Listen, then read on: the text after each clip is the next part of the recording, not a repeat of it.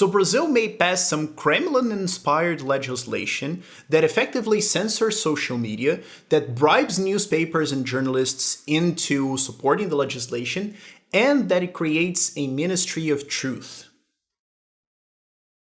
And that's how we're starting this channel. Oh wow. This is gonna be fun.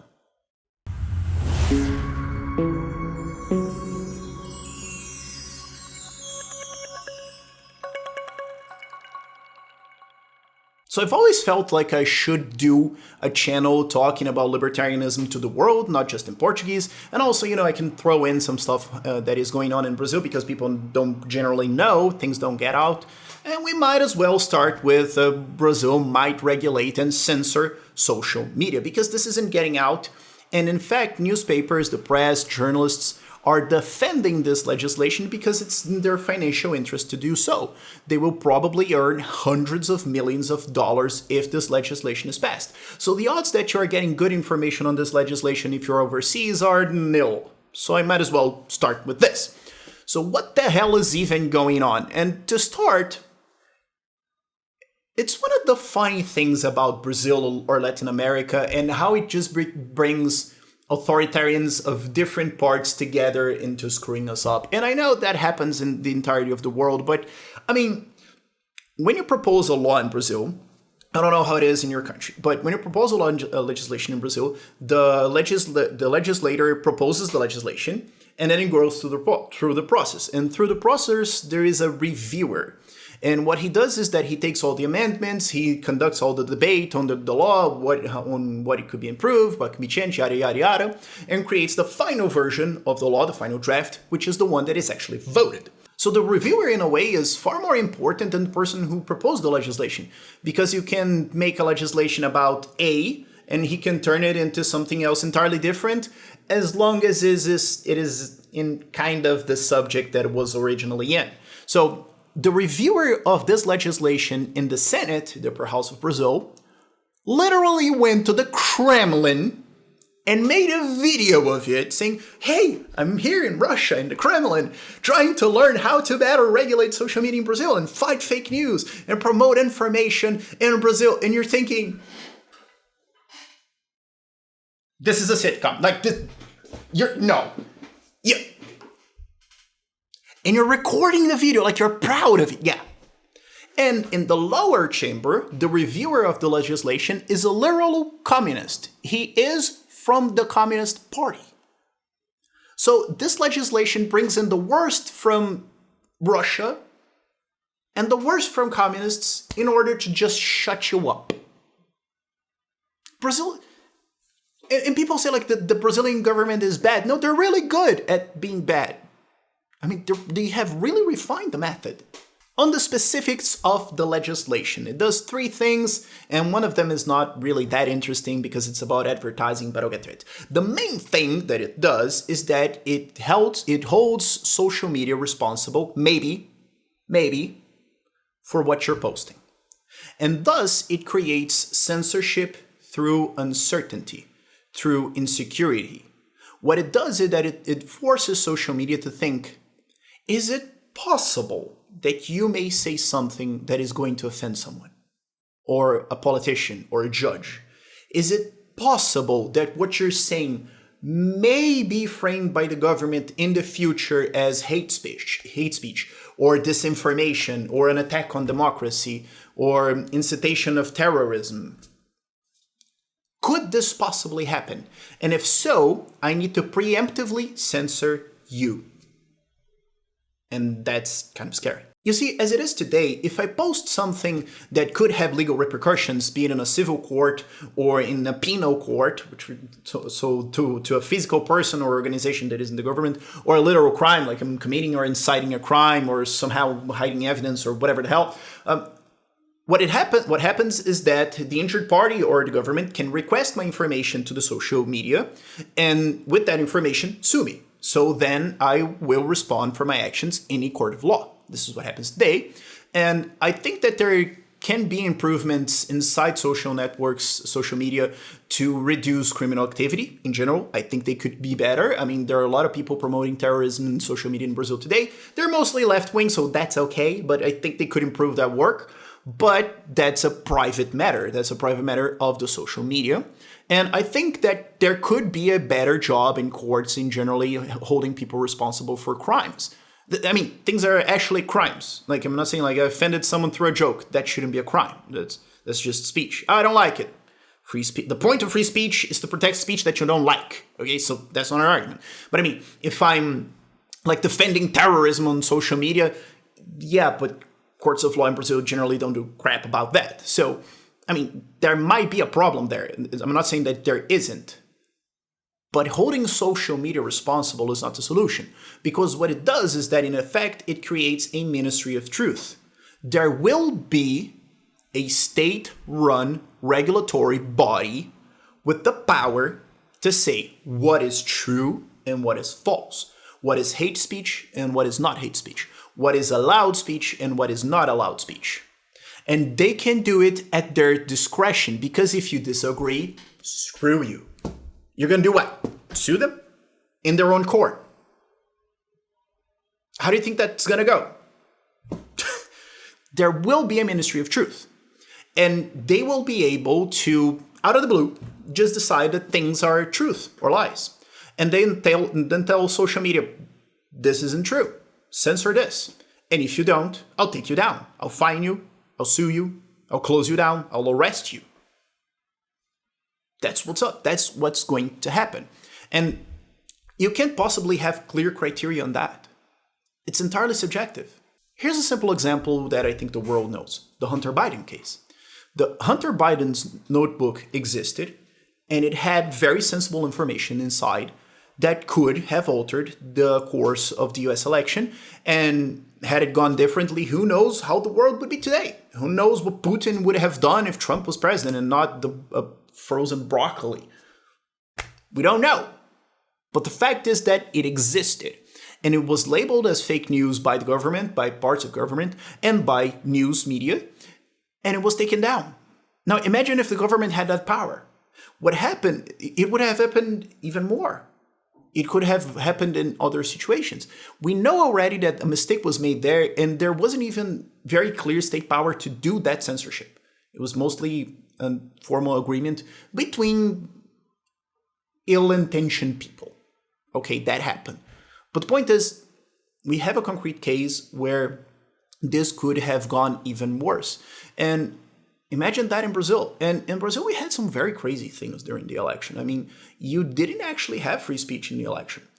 Lula, for example, was convicted of corruption. And his conviction was confirmed in very many appeals courts, because in Brazil, you can appeal to bajillion times, basically.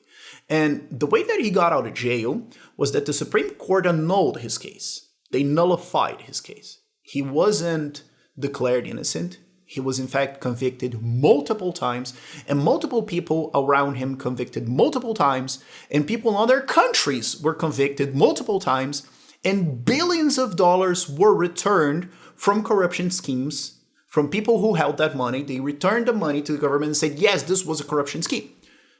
So we know it happened. What happens is that the judge, the case was nullified by the judges of the Supreme Court because they thought that the judge should have been someone else. They thought that they should have judged the case, not the original judge, Sergio Moro.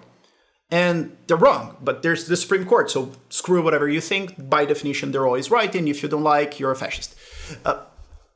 So he wasn't held innocent.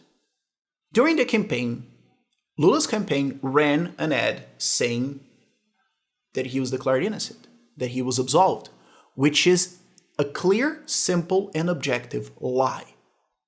It ran throughout the campaign, paid with public money, by the way, because Brazilian campaigns have public financing into them, and that's okay. But if you said that he was a thief, like a few pieces of advertisement said, the Supreme Court ordered that taken down.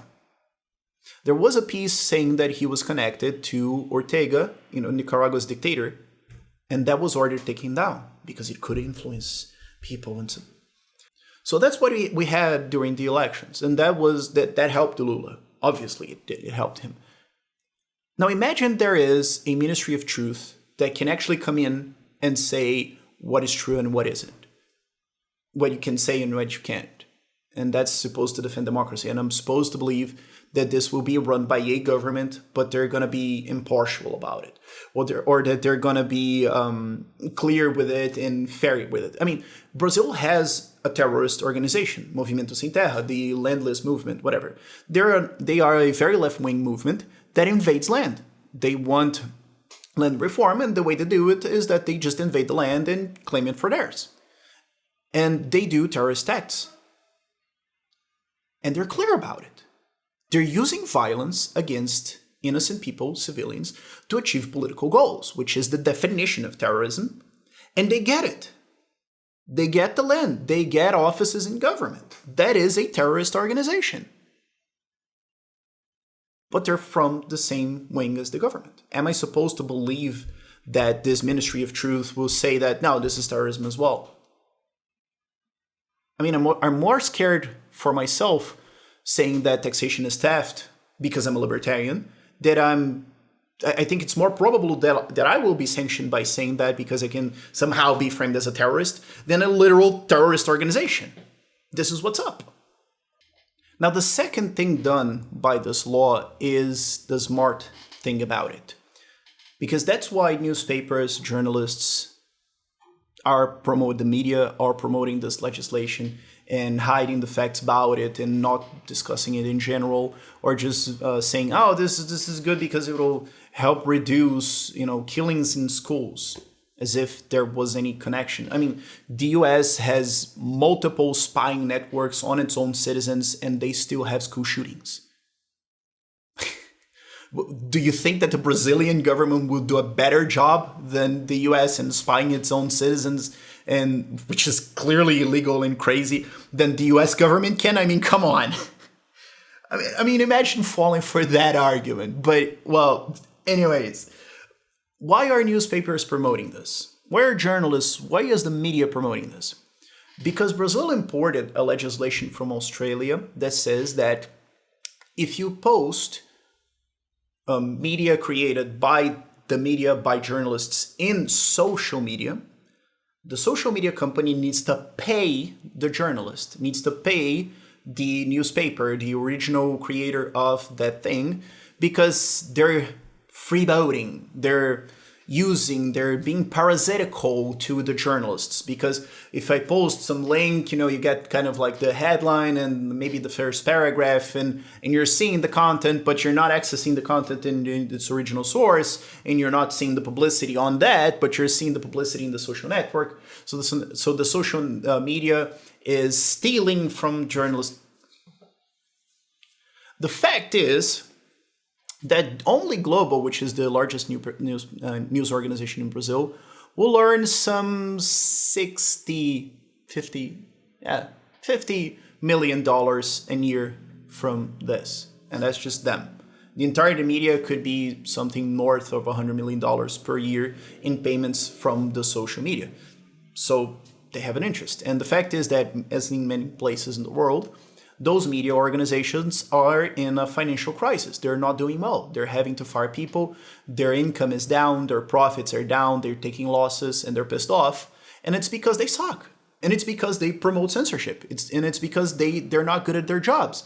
That's because they are losing people, because people in social media are often better in discussing subjects, in holding a forum for discussion, or in informing people. And the answer from these news outlets is not to improve or to say that they've made mistakes. It's to promote this censorship legislation because they're going to get paid for it. That's what's up. And lastly, there are some things in the legislation about ads. And that is that there will be a lot more regulation into them right now. And the main thing, I think, is that now your strategy on the ads needs to be public. So who are you guiding those ads to needs to be public when you open an ad. And that helps a lot of big companies to basically stomp down smaller companies. Like, think Amazon versus some small company that caters to a niche market. When you're a smaller company, you tend to understand your clients a lot better. So you tend to be able to advertise to them a lot better. So now Amazon can just say, oh, I want to, better advertise D&D content. Let's just see the small shops, what they're doing, because they really know their content, they really know their people. Let's see what they're doing, copy their strategies, and they have like $1,000 to do ads. We have $1 billion, and we're just gonna drown them, and that's it. So that really harms small advertisers, and the small people are really going to have trouble going through all the hoops to do their ads, while bigger companies don't. So that also brings the interest of big companies into this legislation. But I thought it was kind of minor compared to the other two things on buying outright the media to support censorship and the whole Ministry of Truth. I thought it was the main point. But anyways, the law should be voted next week. That's when we expect it to happen. And there should be protests throughout the weekend now, and maybe in the 1st of May, which is a holiday in Brazil. And let's see what happens. We're trying to pressure the congressmen into voting against it. If we can turn about 30 votes from 513, which is the total number of congressmen in the lower chamber, we can actually bar this law. So who knows? And and international notoriety may help with this. If the world is looking, that helps us. So you can help us to maintain our freedom of speech in Brazil. You can help my channel as well by sending this video to other people who are overseas, people who don't speak Portuguese and don't know my channel previously, or generally subscribing, liking the video, and etc. Because I intend to do now a full-time libertarian YouTube channel in English as well as my one in Portuguese. And it's going to be some work, but hey, it's like I said, it's like I usually say in Brazil. We have hundreds of thousands of people in Brazil and probably tens of millions, but maybe tens of millions of people working to avoid liberty in the world, to explicitly keep us down. So, I might have to work harder. So yeah, that's going to be fun. Hope you enjoyed it. And let's see when the second video comes out. If it comes out, I don't know about this law. Bye.